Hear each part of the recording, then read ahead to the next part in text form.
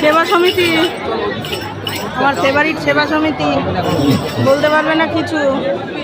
আজকে যাব না, কারণ আজকে লাইন পড়েছে, তাই যাব না, বুঝেছো?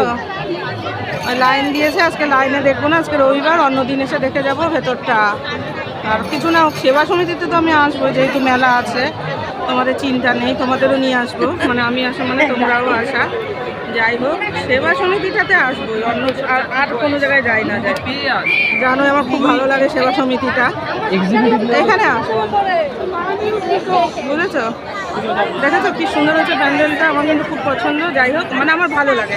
আর বিশাল মাঠের মধ্যে দেখো মেলা হচ্ছে, কি বলবো, আর আমার তো ভীষণ পছন্দের এগুলো, মানে মেলা বলে না, এই বড় খোলা মেলা ভীষণ ভালো লাগে। অলিগলির পুজোর চেয়ে তো অবশ্য ওখানে সবার তো আর বড় জায়গা থাকে না, দোষ দিয়ে তো লাভ নেই, আমার ভীষণ পছন্দ।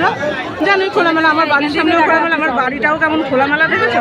আমার বেশি ডিজাইন পারি না, যে যেটা পারে না, কিন্তু যাই করে তার জন্য আমার কোনো আফসোস নেই, আমি সবারটাই অ্যাপ্রিসিয়েট করি। কিন্তু আমার এইসব জায়গাগুলি সুবিধা হয়, তো আমি আর কিছু না হোক প্রত্যেক দিন এখানেই আসবো, যদি ওয়েদার ভালো থাকে আর আমার কাজকর্ম যদি কলকাতায় যেতে না হয় বা তাড়াতাড়ি যদি আমি আসতে পারি। কারণ মাই বলবে যা, মা যেমন বলেছে আজকে শিগগির যা, শিগগির যা, ওর শোনা যা, আমি তো হাসতে হাসতে যাবোই না, আসবো না। তারপর মা বলে না যা, কিছু না, সেবা সমিতিতে যা।